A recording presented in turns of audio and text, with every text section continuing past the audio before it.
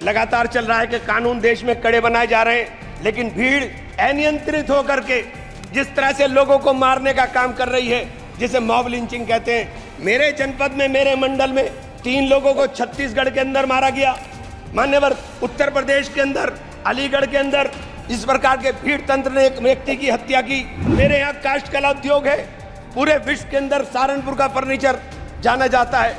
हमारे यहाँ 1500 करोड़ का कारोबार होता था, लेकिन 1500 करोड़ का कारोबार घट करके 800 करोड़ पर आ गया। मान्यवर मेरे क्षेत्र में मां शाकुंभरी बहुत बड़ी सिद्धपीठ है।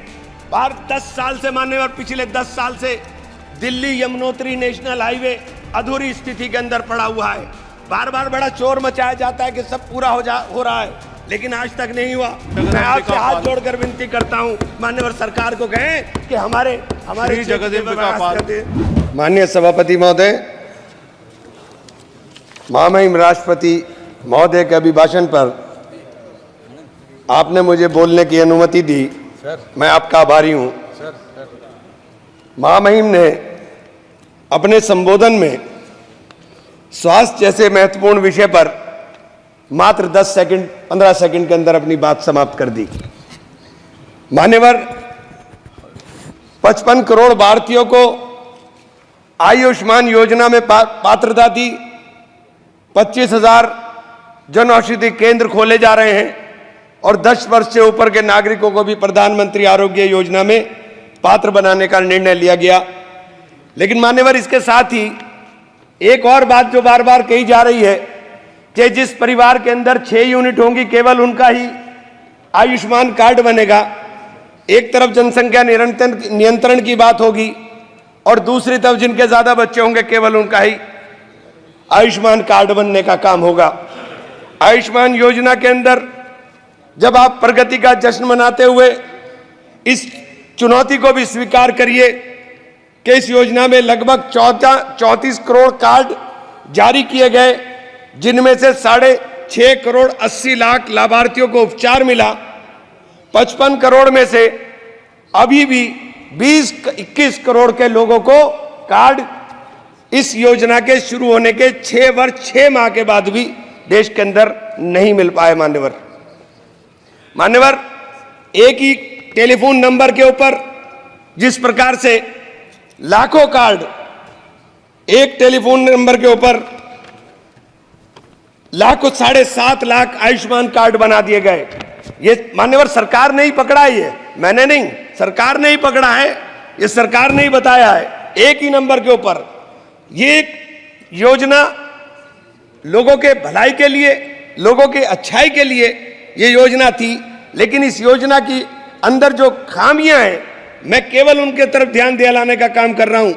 आयुष्मान योजना के जिस SECC डाटा सूची को बिना वेरिफिकेशन और जांच का आधार माना गया, उस सूची में भारी विसंगति है। 100 करोड़ रुपए की प्रॉपर्टी वालों के आयुष्मान बन गए, अल्पसंख्यकों के, दलितों के, आदिवासियों के और पिछड़ों के जो गरीब परिवार हैं, उनके कार्ड नहीं बन पाए। मान्यवर, मैं ये बात आपसे कहना चाहता हूं। मान्यवर, मैं ये बात आयुष्मान योजना के ऑडिट में भी कैग ने गंभीर अनियमितताएं पाई थी।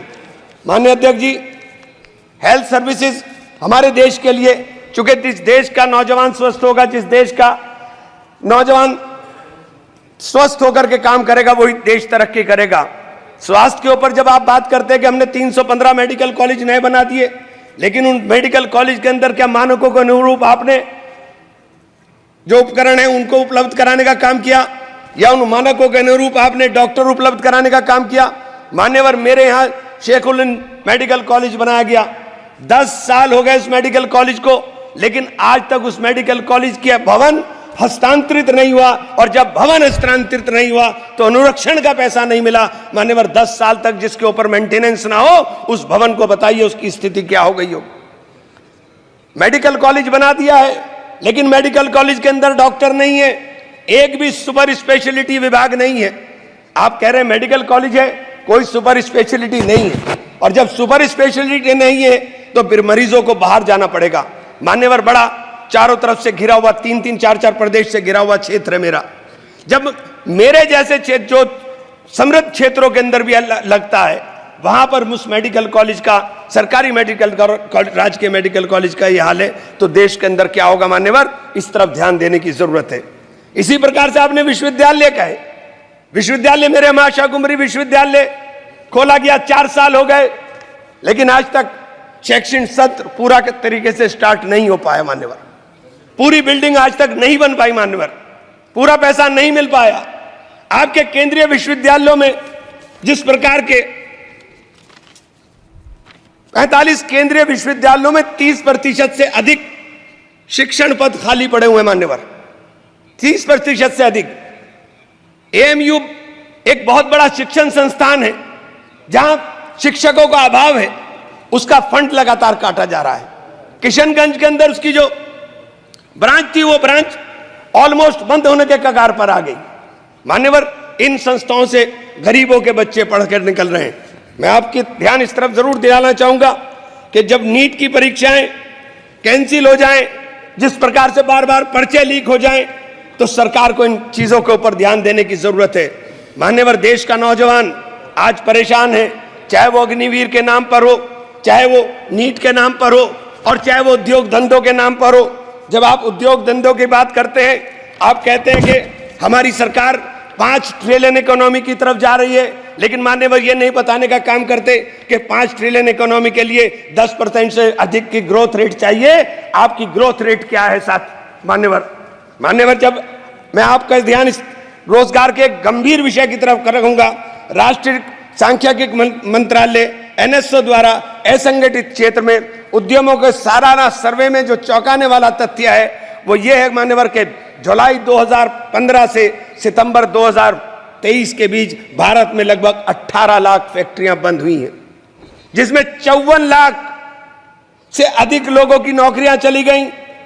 विनिर्माण क्षेत्र में असंगठित व्यक्तियों की संख्या 157 लाख से घटकर 178.2 रह गई, जो 9.3% गिरावट है मान्यवर। ये छोटी छोटी जो फैक्ट्री हैं, ये असंगठित क्षेत्र के उद्यम थे। इन असंगठित क्षेत्र के अंदर कुल 10 करोड़ 96 लोग काम कर रहे हैं मान्यवर। ये सरकार के आंकड़े हैं। मैं इसलिए ये बात कहना चाहता हूं कि जब आप 5 ट्रिलियन की बात करते हो, तो आपका निर्यात और आयात आपको देखना पड़ेगा कि आपके आयात के ऊपर निर्भरता कितनी हो गई है। निर्यात लगातार आपके देश के अंदर घट रहा है मान्यवर। मेरे यहाँ काष्ठ कला उद्योग है, पूरे विश्व के अंदर सहारनपुर का फर्नीचर जाना जाता है। हमारे यहाँ 1500 करोड़ का कारोबार होता था, लेकिन 1500 करोड़ का कारोबार घट करके 800 करोड़ पर आ गया मान्यवर। जब 800 करोड़ पर मेरे अकेले एक डिस्ट्रिक्ट के अंदर कारोबार आ रहा है मान्यवर, 650 जिले हैं इस देश के अंदर, 650 से जिलों से अंदर क्या स्थिति होगी। मेरे यहाँ दूसरा काम हौजरी का चल रहा था। हौजरी का भी पूरा का पूरा देश के अंदर हमारी यहाँ से सप्लाई होती है, लेकिन हौजरी के उद्योग के लिए हमारे यहाँ किसी प्रकार का कोई नहीं। अगर टेक्सटाइल पार्क मान्यवर, मेरी मेडन स्पीच है और आपसे अनुरोध है कि मुझे कम से कम 5 मिनट दे दे, कम से कम मान्यवर। टेक्सटाइल और गारमेंट पार्क हमारे यहाँ अगर बनाए जाएंगे तो इनमें 2.5 लाख लोग रोजगार के अंदर लगे हैं। इन लोगों को रोजगार मिलने का काम होगा। अगर इनको रोजगार मिलेगा मान्यवर, तो मैं ये कहना चाहता हूं, आप जो 5 ट्रिलियन का लक्ष्य लेकर चले हैं, जब तक नौजवान को रोजगार नहीं मिलेगा, जब तक आप उस लक्ष्य को प्राप्त नहीं कर सकते। आप बार बार मान्यवर लगातार चल रहा है कि कानून देश में कड़े बनाए जा रहे हैं, लेकिन भीड़ अनियंत्रित होकर के जिस तरह से लोगों को मारने का काम कर रही है, जिसे मॉब लिंचिंग कहते हैं। मेरे जनपद में, मेरे मंडल में 3 लोगों को छत्तीसगढ़ के अंदर मारा गया मान्यवर। उत्तर प्रदेश के अंदर, अलीगढ़ के अंदर इस प्रकार के भीड़ तंत्र ने एक व्यक्ति की हत्या की मान्यवर। आगरा के अंदर 2 लोगों ने आत्महत्या की, केवल पुलिस के उत्पीड़न से तंग आकर के मान्यवर। फिरोजाबाद के अंदर एक कैदी मारा गया, जो पुलिस सही सलामत उठा करके ले गई। जो ये हालात देश के अंदर बन रहे हैं, आप कानून सख्त करने की बात कर रहे हैं मान्यवर। ये कानून सख्त करने से केवल काम नहीं चलेगा, उसके ऊपर अमल करने से काम चलेगा मान्यवर। अमल होना चाहिए। Please conclude please. 2 मिनट मान्यवर, बस 2 मिनट में कर दूं। अगर आप मैं आपसे मान्यवर जरूर एक बात जरूर कहना चाहूंगा मेरे क्षेत्र में मां शाकुंभरी बहुत बड़ी सिद्धपीठ है। बाहर 10 साल से मान्यवर, पिछले 10 साल से दिल्ली यमुनोत्री नेशनल हाईवे अधूरी स्थिति के अंदर पड़ा हुआ है। बार बार बड़ा शोर मचाया जाता है कि सब पूरा हो रहा है, लेकिन आज तक नहीं हुआ। उस सिद्धपीठ के जाने का रास्ता मान्यवर उस हाईवे से जाता है।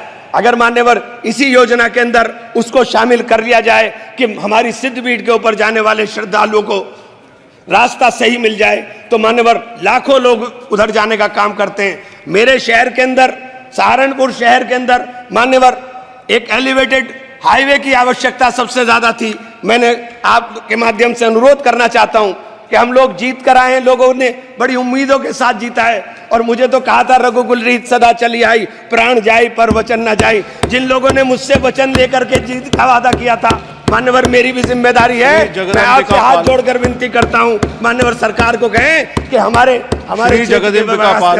धन्यवाद मान्यवर, आप लोग धन्यवाद।